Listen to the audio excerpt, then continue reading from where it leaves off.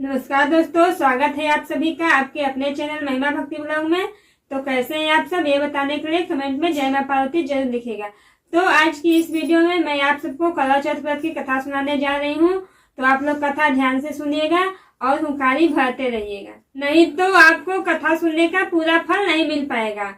तो बहुत समय पहले की बात है, जब नीलगिरी पर्वत पर पांडव पुत्र अर्जुन तपस्या करने गए थे, तब किसी कारणवश उन्हें वहीं रुकना पड़ा।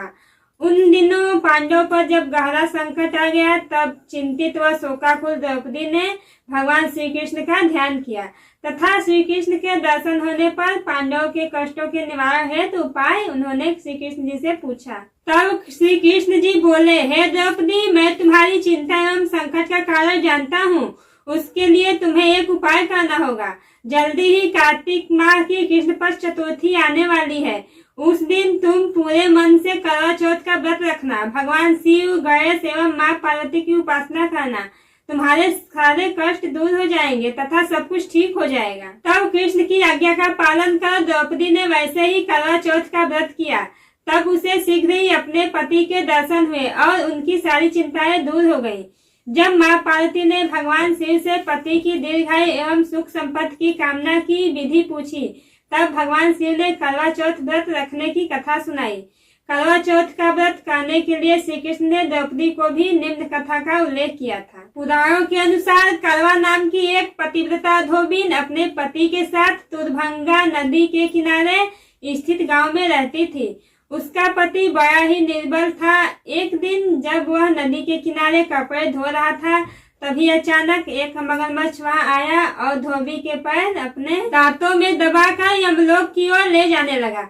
वृद्ध पति यह देखकर घबरा गया और उससे कुछ बोला नहीं गया, तो वह करवा करवा कहकर अपने पत्नी को पुकारने लगा। पति की पुकार सुनकर करवा वहां पहुंची तो मगरमच्छ उसके पति को यमलोक पहुंचाने ही वाला था। तब करवा ने मगरमच्छ को कच्चे धागे से बांध दिया और मगरमच्छ को लेकर यमराज के द्वार पहुंची। उसने यमराज से अपने पति की रक्षा करने की गुहार लगाई और साथ ही यह भी कहा कि मगरमच्छ को उसके इस कार्य के लिए कठिन से कठिन दंड देने की आग्रह की और बोली, हे भगवान, मगरमच्छ ने मेरे पति के पैर पकड़ लिए हैं। आप मगरमच्छ को इस अपराध के लिए दंड स्वरूप नरक भेज दें। करवा की पुकार सुन यमराज ने कहा, अभी मगरमच्छ की आयु शेष है, मैं उसे अभी यमलोक नहीं भेज सकता। इस पर करवा ने कहा, अगर आप मेरे पति को बचाने में मेरी सहायता नहीं करेंगे तो मैं आपको भी नष्ट कर दूंगी। तब करवा का साहस देखकर यमराज भी डर गए और मगरमच्छ को यमपुरी भेज दिए। साथ ही करवा के पति को दीर्घायु होने का वरदान दिया।